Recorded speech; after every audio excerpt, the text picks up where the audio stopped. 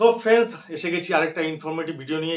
এই ভিডিওটা মারাত্মক পরিমাণে ইনফরমেটিভ হতে চলেছে, কারণ এই ভিডিও দেখার পর তোমাদের কিন্তু পুলিশ ফাইন থেকে তোমাদের কিন্তু অনেকটা বাঁচার চান্স বেড়ে যাবে। এবার কি করে আমি বলছি, এই মুহূর্তে আমাদের ইলেকশন চলছে, সেটা আমরা সবাই জানি, এবং ইলেকশনে গাড়ি ধরে বাজেয়াপ্ত করে ইলেকশনের কাজে লাগায়, সেটাও আমরা অনেকে জানি যারা গাড়ি নিয়ে রয়েছি। আবার আরেকটা সেক্টর হচ্ছে তোমার প্রাইভেট গাড়ির ক্ষেত্রে কি হয়, প্রাইভেট গাড়িতে হয়তো বাজেয়াপ্ত করবে না, প্রাইভেট গাড়ি যেহেতু, তো সেই ক্ষেত্রে তোমার কিন্তু মোটা অঙ্কের ফাইন তোমাকে কিন্তু রিসিভ করতে হতে পারে। এই মুহূর্তে যে পুলিশ যেই জিনিসগুলোকে বেশি ফোকাস করে রেখেছে, যেই জিনিসগুলোকে বেশি পরিমাণে মনিটরিং করছে, তার মধ্যে হচ্ছে 7 সিটার হোয়াইট কালারের গাড়ি।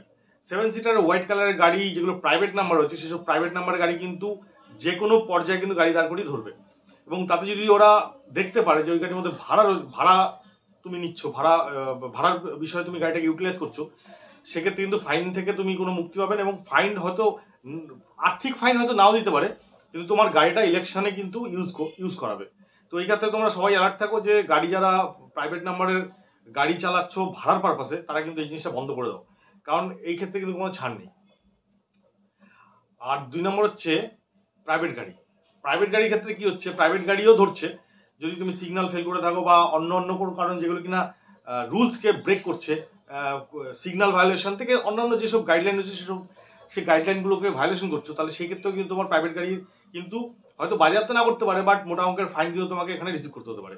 তো এই ক্ষেত্রে যেটা এই মুহূর্তে কলকাতা পুলিশ যেই জিনিসগুলোকে বেশি পরিমাণে মনিটর করছে আর যেইভাবে তোমাদেরকে গাড়ি ধরছে, সেইগুলোর মধ্যে একটা দুটো জিনিস আমি তোমাদের বলে দিচ্ছি। যদি ফাইন থেকে বাঁচতে হয়, যখন দেখছো স্টপ লাইন চলে এসছে, স্টপ লাইন মানে প্রত্যেক রাস্তায় এখন ঘন ঘন সিগন্যাল চলে এসছে, তো ওই সিগন্যাল এরিয়াগুলোই হচ্ছে টার্গেট পয়েন্ট পুলিশের। তো যেখানে দেখছো সিগন্যাল চলে এসছে, সেই সব জায়গাগুলোতে কিন্তু তোমার গাড়ি অত্যাধিক পরিমাণ স্লো করে দিতে হবে। ধরো সাপোজ এরকম হচ্ছে, ধরো তুমি দূর থেকে দেখছো 200-300 মিটার দূর থেকে দেখছো যে সিগন্যাল গ্রিন রয়েছে, তুমি হয়তো এটা ভাবলে যে সিগন্যাল এই মুহূর্তে গ্রিন রয়েছে, আমি বেরিয়ে যেতে পারবো, স্টপ লাইন ক্রস করে দেবো, কিন্তু এটা তোমার ভুল ধারণা। তার কারণ এখন এই মুহূর্তে প্রত্যেকটা সিগন্যাল কিন্তু ম্যানুয়াল ভাবে অপারেট করা হচ্ছে, এবং ম্যানুয়াল ভাবে অপারেট করার মানেটা কি, যে সমস্ত গাড়ি ওখান দিয়ে পাস হচ্ছে শুধু ফাইন দেওয়ার উদ্দেশ্যে, তারা কি করছে, যখনই স্টপ লাইনের কাছাকাছি চলে এসছে ওরা কিন্তু সিগন্যাল গ্রিন থেকে রেড করে দিচ্ছে। এতে কি হচ্ছে, ড্রাইভার তার যথাযথ সময় পাচ্ছে না গাড়িটাকে প্রপার জায়গায় দাঁড় করানোর জন্য, এর জন্য তুমি ফাইন খেয়ে যাচ্ছ। যে সলিউশন একটাই, যখনই দেখছো যে ক্রস লাইন আসছে, ক্রস রোড আসছে বা সিগন্যাল আছে, সেই সব জায়গাগুলোতে দূর থেকে একটুখানি ফলো আপ করে যখনই দেখছো স্টপ লাইনের কাছাকাছি, তখনই গাড়ি একদম স্লো করে দাও। 40-45 থেকে ড্রপ করে স্পিড কিন্তু একদম 20-25-এর মধ্যে রাখার চেষ্টা করে, এমন একটা স্পিড রাখার চেষ্টা করে যে তোমার রিফ্লেকশন এতটাই ফাস্ট কাজ করবে যে যখনই দেখবে গ্রিন থেকে রেড হয়ে গেছে, তখনই কিন্তু তুমি গাড়ি দাঁড় করাতে পারবে। এবং দাঁড় করানোটা কিন্তু এমন না যে আচমকা ব্রেক মেরে দাঁড় করে দিলে, এই ক্ষেত্রে কিন্তু দুর্ঘটনা ঘটতে পারে। পেছনে গাড়ি বা পেছনে বাইক থাকলে ওরা হয়তো অন্যমনস্কভাবে চালাতে পারে, তারা এসে তোমার গাড়ি হিট করে দিতে পারে, এবং এরকম প্রচুর ঘটনা ঘটছে আজকাল।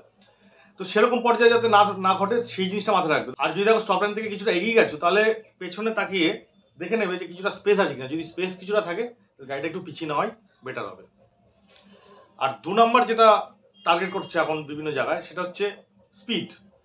যেই সব রাস্তায় স্পিড লিমিট রয়েছে, সেসব স্পিড লিমিট কিন্তু তোমাকে মেনটেন করে চালাতে হবে, কারণ এখন বিভিন্ন জায়গায় স্পিড ক্যামেরা বসে গেছে। যেরকম বাইপাসে তুমি মা ফ্লাইওভারে 60-এর উপর তুলে চালাতেই পারবে না, 60-এর উপর তুলে চালালে মানে আধা ঘন্টার ভেতরে হয়তো প্রবাবলি তোমার মোবাইলের মধ্যে স্পিড ব্রেকিং এর জন্য তোমার একটা ফাইন অ্যামাউন্ট চলে যাবে। তো সেক্ষেত্রে এটা মাথায় রাখবে যে যখনই দেখছো যে কোনো স্পিড লিমিট টাইপের এরিয়া দিয়ে যাচ্ছ, সেখানে কিন্তু তোমার স্পিডকে কন্ট্রোলে রেখে চালাবে। একটা কথা এখন ট্রেন্ডিং এ চলছে যে India is not for beginners. তাই মনে করি এই মুহূর্তে ইন্ডিয়াতে গাড়ি চালানো বা কলকাতা মেট্রোপলিটন সিটির মতো জায়গাতে গাড়ি চালানো কিন্তু এখন বিগিনার্সদের জন্য আর নেই, সেই ছেলে খেলা নেই, এখন কিন্তু চোর পুলিশে খেলা চলছে। এখন যদি গাড়ি নিয়ে তুমি সামান্য পরিমাণে মিস্টেক করো, হতে পারো তুমি লাইসেন্স হোল্ডার, কিন্তু তোমার যদি সঠিক নলেজ না থাকে, তোমার রিফ্লেকশন পাওয়ার যদি কম থাকে গাড়িতে, যে কোনোভাবে ফাইন খেয়ে যাবে। তো সেই ক্ষেত্রে তোমাকে গাড়ি চালানোর স্কিল অনেক ডেভেলপ করতে হবে। কোনো জায়গায় অন্যমনস্ক করে গাড়ি চালানো যাবে না, কিন্তু আমাদের হাতের যে স্কিল, সেই স্কিলটা কিন্তু আরো বেশি ডেভেলপ করতে হবে। তো এটা জাস্ট একটা তোমাদেরকে ইনফরমেশন শেয়ার করলাম।